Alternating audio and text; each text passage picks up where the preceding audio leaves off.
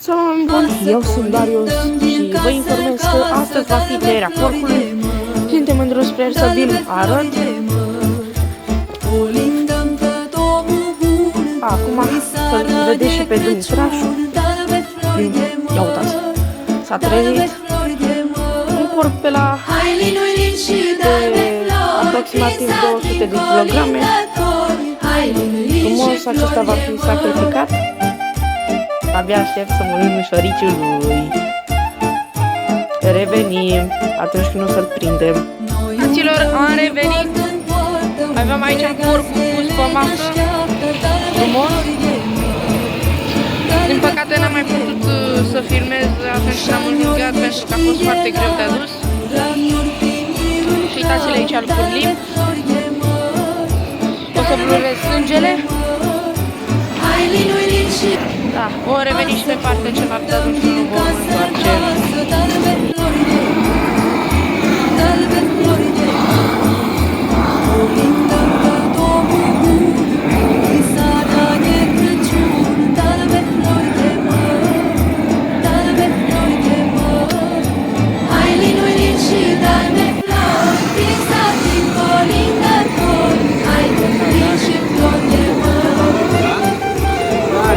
De spârlit și acum i-am dat cu sare și va sta aici în 5 minute la căldurică. Revenim.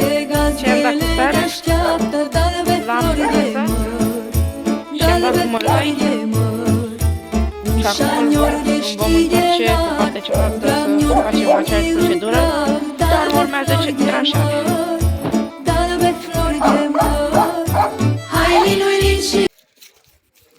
Colindăm din casă în casă, dă-l-ve flori de măr, dă-l-ve flori de măr. Veni cu tranșatul. Colindăm pe domnul bun, îi seara de Crăciun, dă-l-ve flori de măr, dă-l-ve flori de măr. Cred că e găsit la gunoi. Hai linuilin și dă-l-ve flori, prin sat vin colindători, hai linuilin și flori de măr.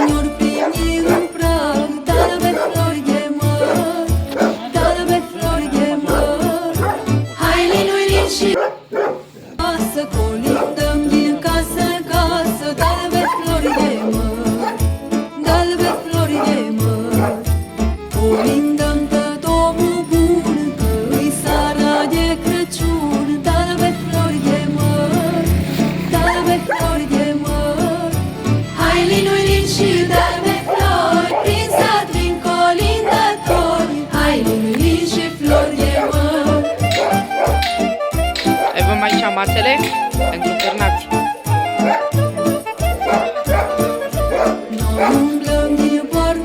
Avem aici carne.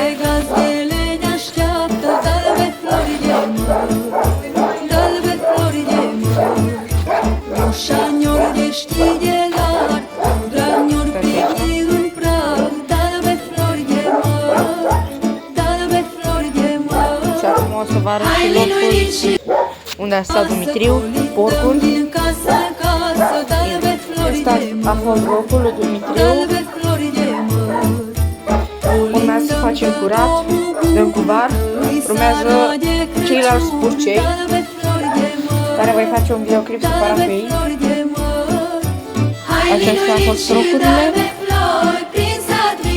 Aproximativ a avut vreo 200 și ceva de kilograme. Aici, din păcate, pentru acest perete a fost mâncat de către ei, pentru că înainte am avut de porci, dar unul l-am tăiat prin septembrie, înainte să mă apuc de YouTube. Și da, se vede că am mâncat de ce au